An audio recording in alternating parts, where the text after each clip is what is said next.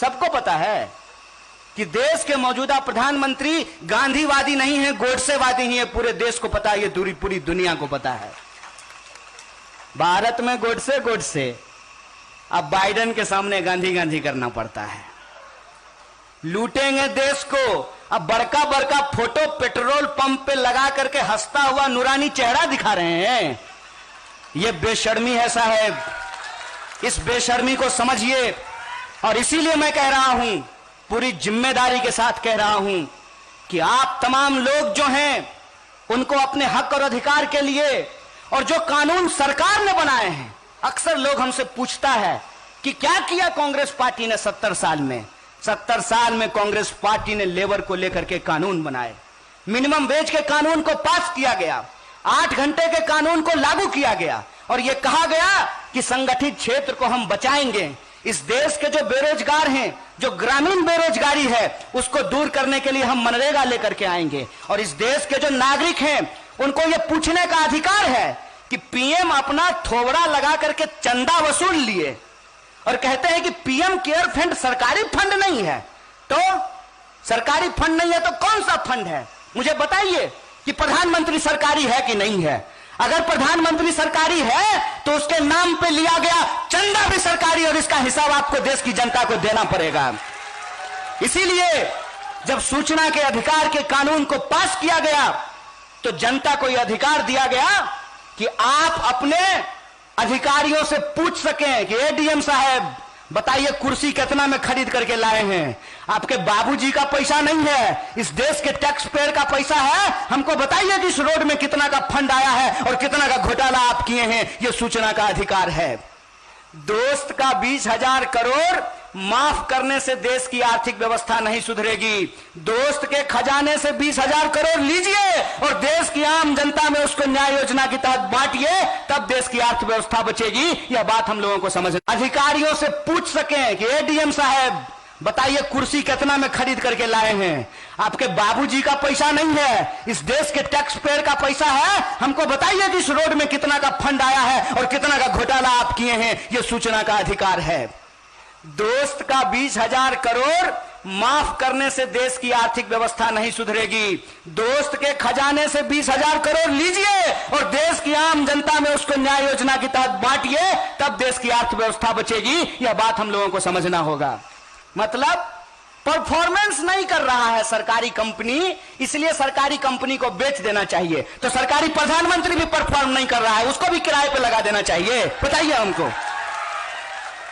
अब मंच पे मैं आमंत्रित करना चाहूंगी बहुत लोगों के हर दिल अजीज छात्र, पूर्व छात्र नेता जिन्होंने अभी कांग्रेस का दामन थामा है और जो हम सबके लिए बहुत ही ऊर्जा लेकर के आए हैं कांग्रेस में, और उनका स्वागत है। और आज वो हमारे इस कार्यक्रम में सम्मिलित हुए हैं। हम सभी आज संगठित मजदूर कामगार कांग्रेस का हौसला अफजाई करने के लिए। So we welcome you Kanhaiya Kumar ji on dais and would like to see what you would like to share from this stage for the workers and for All India Unorganized Workers Congress. Thank you.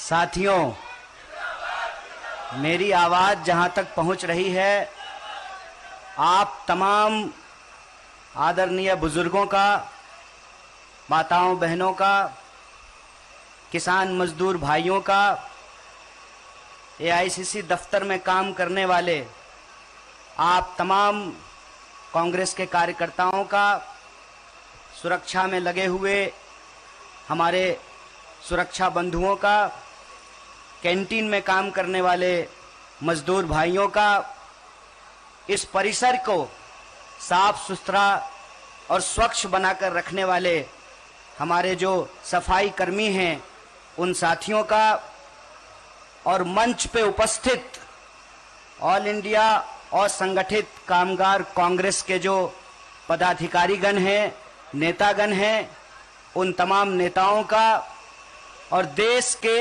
अलग अलग कोनों से आए हुए हमारे सम्मानित मजदूर भाइयों और बहनों को मैं बापू की जयंती पर, गांधी जयंती पर उनको नमन करता हूं, उनका हार्दिक अभिनंदन करता हूं, उनका स्वागत करता हूं और इस कार्यक्रम के आयोजक, तमाम आयोजक मंडल के साथियों को धन्यवाद अर्पित करता हूं कि कांग्रेस पार्टी में शामिल होने के बाद ये मेरा सबसे पहला कार्यक्रम है और मैं बयां नहीं कर सकता हूं कि मुझे कितनी खुशी हो रही है। एक पत्रकार कल पूछ रहे थे कि आप पार्टी में सिंक इन हो गए हैं। अगर कार्यक्रम इस तरह का हो, जो कार्यक्रम मजदूरों का हो, अगर कार्यक्रम नौजवानों का हो, अगर कार्यक्रम किसानों का हो, अगर कार्यक्रम छात्रों और महिलाओं का हो, मैं समझता हूं कि ये हमारा कार्यक्रम है, ये हमारी पृष्ठभूमि है, ये हमारा इतिहास है, ये हमारा वर्तमान है। मैं आप तमाम लोगों से गांधी जी की जयंती के मौके पर गांधी जी के प्रति अपना श्रद्धा सुमन अर्पित करता हूं और इस संबंध में कुछ बातें जो गांधी जी से जुड़ी हुई हैं और यह जो असंगठित कामगार कांग्रेस है, इसका जो अस्तित्व है, इसकी जो लड़ाई है, इसके जो उद्देश्य है, इससे संबंधित मैं कुछ बातें साझा करना चाहता हूं। सबसे पहली बात, आजकल तो गांधी की जयंती हर कोई मना रहे हैं। आजकल तो गांधी जी की जयंती वो भी मनाते हैं जो गोडसे की तस्वीर अपने दफ्तरों में लगाते हैं। मैं समझता हूं कि ये गांधीवाद की जीत है और गोडसेवाद की हार है कि आप अपने घरों में, अपने दफ्तरों में, अपनी मीटिंगों में गोडसे की तस्वीर लगाते हैं। आपके दिलों में गोडसे बसते हैं, लेकिन अगर इस देश के सम्मानित पद पर होंगे तो गांधी के सामने शीश झुकाना पड़ेगा। यह गांधीवाद की जीत है। कल बात करते हुए कुछ लोग मुझे कह रहे थे, कुछ पत्रकारों ने यह सवाल बार बार पूछा कि कांग्रेस पार्टी मजबूत हुई है कि कमजोर हुई है। मैं समझता हूं कि कांग्रेस पार्टी विचारधारात्मक तौर पर मजबूत हुई है। उसके दो उदाहरण मैं आपको देना चाहता हूं। पहला उदाहरण कि देश के प्रधानमंत्री को राजघाट पर जाकर के गांधी जी के समाधि पर फूल चढ़ाना पड़ रहा है। सबको पता है कि देश के मौजूदा प्रधानमंत्री गांधीवादी नहीं है, गोडसेवादी ही है। पूरे देश को पता है, ये पूरी दुनिया को पता है। भारत में गोडसे गोडसे, अब बाइडेन के सामने गांधी गांधी करना पड़ता है। तो बोलिए, कांग्रेस पार्टी विचारधारात्मक तौर पे मजबूत हुई है कि कमजोर हुई है? आप लोग बोलिए। मजबूत हुई है ना। ये जो मजबूती है, इसका दूसरा आधार यह है कि जिस कार्यक्रम में शामिल होने के लिए आप तमाम लोग आए हैं, यह असाधारण कार्यक्रम है। इस बात को याद रखिएगा। यह असाधारण कार्यक्रम इसलिए है कि हम लोग अपने छात्र जीवन से ही एक नारा लगाया करते थे, कौन बनाया हिंदुस्तान? भारत का मजदूर किसान। इस देश को बनाने वाले लोग कौन हैं? आप जिस चीज का भी इस्तेमाल करते हैं, आप मोबाइल का इस्तेमाल करते हैं, सामने में कैमरा लगा हुआ है, ये डेस्क है, ये मंच है, ये पूरा परिसर है। जहां से आप आए हैं वो सड़क, जिस ट्रेन से आए होंगे वो ट्रेन, आपकी जीवन की हर जरूरत की चीज अगर कोई बनाता है तो वो इस देश का मजदूर बनाता है। और जब तक मजदूर मजबूर बना रहेगा तब तक भारत मजबूत नहीं हो सकता है। अगर हम भारत को मजबूत बनाना चाहते हैं तो मजदूर मजबूरी का नाम नहीं है। इसीलिए मैं कहता हूं, जब भी कोई ये मुहावरा आपके सामने कहे मजबूरी का नाम महात्मा गांधी, तो उसको तुरंत कहिए, रे भाई, मजबूरी का नाम गोडसे होगा, मजबूती का नाम महात्मा गांधी होता है। इस बात को याद रखना। और कुछ लोग आजकल गांधी जी को सिर्फ और सिर्फ स्वच्छता में समेट करके रख देना चाहते हैं।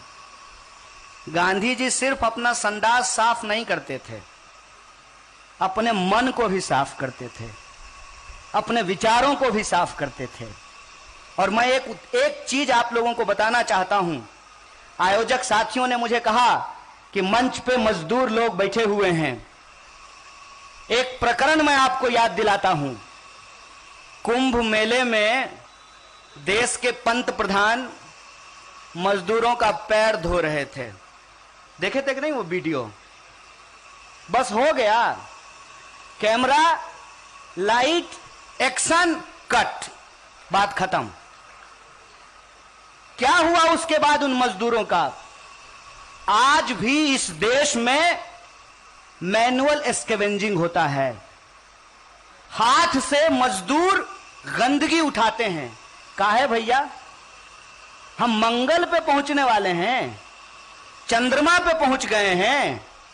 यहां बैठ करके अमेरिका में अपने बच्चों से व्हाट्सएप पे hi hello hi darling how are you कर सकते हैं।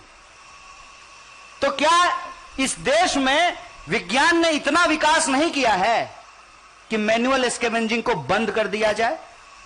क्या तकनीक का इतना विकास नहीं हुआ है कि मैनुअल स्कैवेंजिंग को समाप्त किया जाए? प्रधानमंत्री जी ने एक किताब लिखी है, पता नहीं लिखी है कि लिखवाई है। उस किताब में लिखा हुआ है कि कचरा उठाने से आध्यात्मिक सुख मिलता है। मोदी जी बगल में ही घर है, आइए कल हम लोग गटर में उतरेंगे, आध्यात्मिक सुख लेंगे थोड़ा सा। आप ये क्या कहना चाहते हैं? आप ये कहना चाहते हैं कि मजदूरों को सम्मान से अपना जिंदगी जीने का अधिकार नहीं है, इसीलिए आप उसको जबरदस्ती ग्लोरीफाई कर रहे हैं। मजदूर इस देश के बुनियाद हैं, किसान इस देश के बुनियाद हैं, लेकिन खाली नारा लगाने से काम नहीं होगा। आज पंडित लाल बहादुर शास्त्री की जयंती है।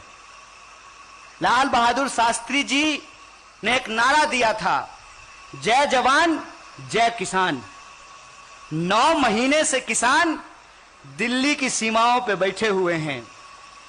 एक तरफ देश के किसान लड़ रहे हैं और देश के बेईमान फोटो खिंचवा रहे हैं अमेरिका में जाकर के।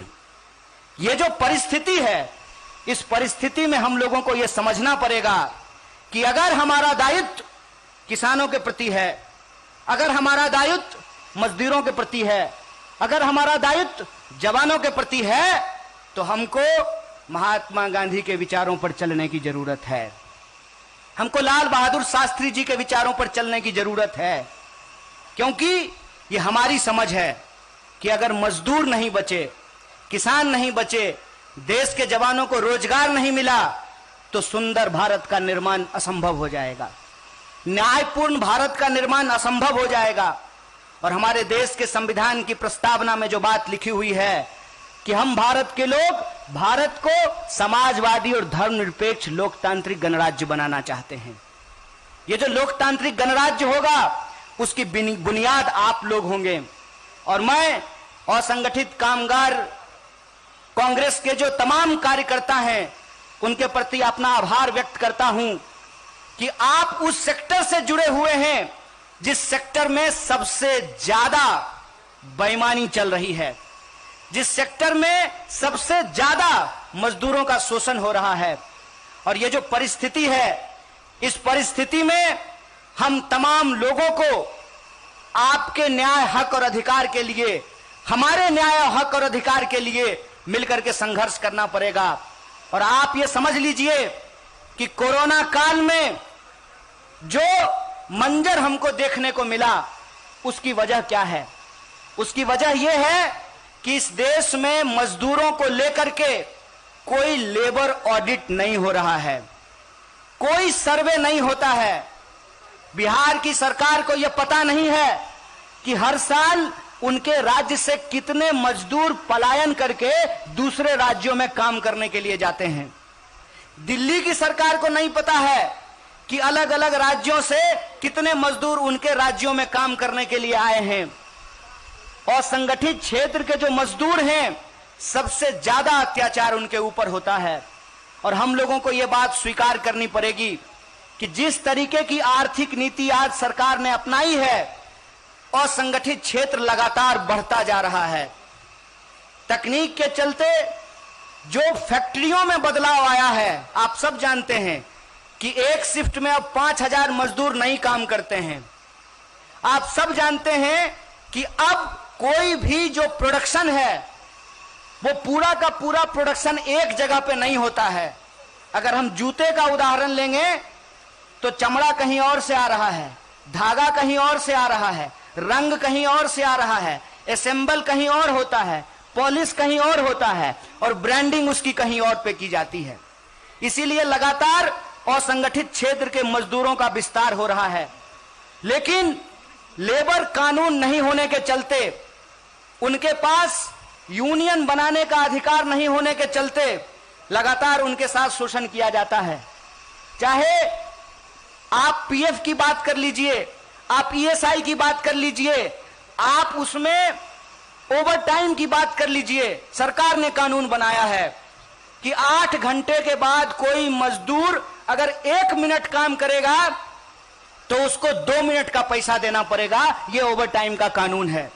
सरकार ने मिनिमम वेज का कानून बनाया है और आप सब जानते हैं कि मजदूरों को मिनिमम वेज नहीं मिलता है। कागज पे साइन करवा लेते हैं लेकिन मिनिमम वेज नहीं देते हैं। आप दिल्ली घूमिएगा, जितना मॉल है उसके सिक्योरिटी गार्ड से आप बात कीजिएगा, उसको पूछिएगा कि रे भाई कितना मिलता है, तो कहेगा 12,000। कितना पे साइन करते हो, तो 24,000 पे। पीएफ मिलता है? नहीं। ईएसआई मिलता है? नहीं। 4 छुट्टी मिलती है? नहीं। देश में जो राष्ट्रीय छुट्टियां हैं वो तुमको मिलती हैं? नहीं। ये हमारे आंख के सामने ये शोषण हो रहा है। मरता क्या ना करता। असंगठित क्षेत्र के मजदूर असंगठित हैं, इसीलिए उनका सबसे ज्यादा शोषण होता है। और आप ये समझ लीजिए, यह जो सरकार है जो पैर धोती है सफाई कर्मचारी का, वो सिर्फ फोटो खिंचवाने के लिए धोती है और जब मौका मिलेगा तो इस देश की राष्ट्रीय संपत्तियों को बेचती है। और आप जानते हैं कि जब राष्ट्रीय संपत्तियां बिकेगी, जब रेलवे बिकेगी, जब एयर इंडिया बिकेगा, तो उसमें असंगठित क्षेत्र से मजदूर काम करने के लिए आएंगे। जेट एयरवेज बिक गया, रातों रात सैकड़ों मजदूरों और एम्प्लॉय को निकाल करके बाहर कर दिया गया। बताइए, कोई नोएडा में घर लिया होगा, कोई गुड़गांव में घर लिया होगा, वॉशिंग मशीन भी उनका ईएमआई पे था, कहां से ईएमआई भरेंगे? ये जो देश की संपत्ति की लूट है, इस लूट को हमको समझना पड़ेगा। लूटेंगे देश को। अब बड़का बड़का फोटो पेट्रोल पंप पे लगा करके हंसता हुआ नूरानी चेहरा दिखा रहे हैं। ये बेशर्मी है साहब, इस बेशर्मी को समझिए। और इसीलिए मैं कह रहा हूं, पूरी जिम्मेदारी के साथ कह रहा हूं कि आप तमाम लोग जो हैं उनको अपने हक और अधिकार के लिए, और जो कानून सरकार ने बनाए हैं, अक्सर लोग हमसे पूछता है कि क्या किया कांग्रेस पार्टी ने 70 साल में। 70 साल में कांग्रेस पार्टी ने लेबर को लेकर के कानून बनाए, मिनिमम वेज के कानून को पास किया गया, 8 घंटे के कानून को लागू किया गया और यह कहा गया कि संगठित क्षेत्र को हम बचाएंगे। इस देश के जो बेरोजगार हैं, जो ग्रामीण बेरोजगारी है, उसको दूर करने के लिए हम मनरेगा लेकर के आएंगे। और इस देश के जो नागरिक हैं उनको यह पूछने का अधिकार है कि पीएम अपना थोबड़ा लगा करके चंदा वसूल लिए और कहते हैं कि पीएम केयर फंड सरकारी फंड नहीं है। तो सरकारी फंड नहीं है तो कौन सा फंड है? मुझे बताइए कि प्रधानमंत्री सरकारी है कि नहीं है। अगर प्रधानमंत्री सरकारी है तो उसके नाम पे लिया गया चंदा भी सरकारी, और इसका हिसाब आपको देश की जनता को देना पड़ेगा। इसीलिए जब सूचना के अधिकार के कानून को पास किया गया तो जनता को यह अधिकार दिया गया कि आप अपने अधिकारियों से पूछ सकें कि एडीएम साहब बताइए कुर्सी कितना में खरीद करके लाए हैं? आपके बाबूजी का पैसा नहीं है, इस देश के टैक्स पेयर का पैसा है। हमको बताइए कि इस रोड में कितना का फंड आया है और कितना का घोटाला आप किए हैं। यह सूचना का अधिकार है। इस देश को आगे बढ़ाने की जरूरत थी। कहते हैं ना, थोड़ा सा गिला शिकवा क्या हुआ हमारे घर में कि पड़ोसी ने मुकदमा बिठा दिया है। पड़ोसी ने मुकदमा बिठा दिया है, दिक्कत हो सकती है, गवर्नेंस में प्रॉब्लम हो सकता है, करप्शन का प्रॉब्लम हो सकता है। मैं देश की जनता से ये याद दिलाना चाहता हूं, लेकिन आपने बदले में आकर के एक ऐसे आदमी को बिठा दिया है जो बोला कि हम चौकीदार हैं। वो चौकीदार नहीं है, वो चौकीदार नहीं है। इस जो है भ्रम में मत रहिए। और मैं एक सवाल पूछता हूं कि अगर वो कहते हैं कि वो चौकीदार हैं, तो चौकीदार को इस देश की संपत्ति अपने दोस्तों को किराया पर देने का अधिकार है? बोलिए। जब हमने कहा कि प्रधानमंत्री देश की संपत्ति बेच रहे हैं, तो एक प्रधानमंत्री के समर्थक ने कहा कि बेच नहीं रहे हैं, किराया पर लगा रहे हैं। हम बोले लगाने का अधिकार कौन दिया चौकीदार को? बउआ, तुम तो मालिक नहीं हो देश की संपत्ति का। देश की संपत्ति तो देश के लोगों का है। क्या आपने संसद में कोई कानून पास कराया था? क्या आप देश की संपत्ति को अपने दोस्तों को दे देंगे? देश की सर्वोच्च संस्था में कोई बहस हुई थी? और आप किराए पे क्यों लगा रहे हैं? इसका मतलब आप मानते हैं कि आपको पैसे की जरूरत है। और आपको पैसे की जरूरत क्यों है? आपको अगर पैसे की जरूरत है, इसका मतलब आपको आमदनी नहीं आ रही है। और आपको अगर आमदनी नहीं आ रही है, तो आप अपने लिए 8,500 करोड़ का उड़न खटोला क्यों खरीद करके ला रहे हैं? जरा हमको यह समझा दीजिए। आपको आर्थिक तंगी होगी, आपके पिताजी बीमार होंगे, आप उनको अस्पताल में भर्ती कराएंगे, अस्पताल का फीस देने के लिए आप अपनी जमीन बेचेंगे, तो बात समझ में आती है। लेकिन आपके पिताजी बीमार हों, अस्पताल में भर्ती हों, और आप जमीन गिरवी रख करके अपने लिए बुलेट खरीद लें, तो इसको तो जो होशियारी नहीं कहते हैं, इसको तो बेईमानी कहते हैं, इसको तो अय्यासी कहते हैं। कोई मुझे बताए, जब देश इस तरह की आर्थिक मंदी से गुजर रहा है, तो 20,000 करोड़ का प्रधान सेवक का महल बनाना जरूरी है? वो 20,000 करोड़ अगर न्याय योजना के तहत, कांग्रेस पार्टी का घोषणा पत्र उठा करके देख लीजिएगा, वो 20,000 करोड़ अगर न्याय योजना के तहत इस देश के बेरोजगार नौजवानों को देना पड़ता, तो मूर्खता की तरह यह नहीं करना पड़ता, नहीं कहना पड़ता कि पीएचडी करके पकौड़ा तलिए। अगर वो 20,000 करोड़ इस देश के लोगों को मिलेगा, तो उनकी खरीदने की क्षमता बढ़ेगी। और जबकि हमारी खरीदने की क्षमता बढ़ेगी, तो हम बाजार से जूता खरीदने के लिए जाएंगे। और जब हम जूता खरीदने के लिए जाएंगे, तो जूता बनाने वाली कंपनी का मांग बढ़ेगा, मांग बढ़ेगा तो रोजगार बढ़ेगा। दोस्त का 20,000 करोड़ माफ करने से देश की आर्थिक व्यवस्था नहीं सुधरेगी। दोस्त के खजाने से 20,000 करोड़ लीजिए और देश की आम जनता में उसको न्याय योजना के तहत बांटिए, तब देश की अर्थव्यवस्था बचेगी। यह बात हम लोगों को समझना होगा। बेईमानी गुरु, बेईमानी। देश के मजदूरों का अधिकार छीन लीजिए, देश के किसानों का अधिकार छीन लीजिए। फसल बेचने के नाम पर देश की कृषि आप अपने दोस्तों को हवाले कर देना चाहते हैं। डिस्ट्रेस सेल मतलब परफॉर्मेंस नहीं कर रहा है सरकारी कंपनी, इसलिए सरकारी कंपनी को बेच देना चाहिए। तो सरकारी प्रधानमंत्री भी परफॉर्म नहीं कर रहा है, उसको भी किराए पे लगा देना चाहिए। बताइए हमको, यह कौन सी बात है कि रेलवे सरकारी नहीं होना चाहिए, एयर इंडिया सरकारी नहीं होना चाहिए, अस्पताल सरकारी नहीं होना चाहिए, एम्स नहीं होना चाहिए, तो सरकारी संसद लेकर के झुनझुना बजाएंगे साहेब। जब सरकारी अस्पताल नहीं होगा, सरकारी स्कूल नहीं होगा, सरकारी रेलवे नहीं होगी, सरकारी एयर इंडिया नहीं होगा, सरकारी बीएसएनएल नहीं होगा, सरकारी एलआईसी नहीं होगी, तो सरकारी गृह मंत्री लेकर के चाटेंगे उसको। क्या करेंगे हमको बता दीजिए जरा। ये कौन सी नीति है? ये देश को बेचने की नीति है। इसीलिए हमारे नेता श्री राहुल गांधी जी कहते हैं कि हम दो हमारे दो, दो बेच रहा है, दो खरीद रहा है। इस पॉलिसी को समझिए, और इसकी सीधी मार अगर किसी के ऊपर पड़ने वाली है, तो इस देश के गरीबों और मजदूरों के ऊपर पड़ने वाली है।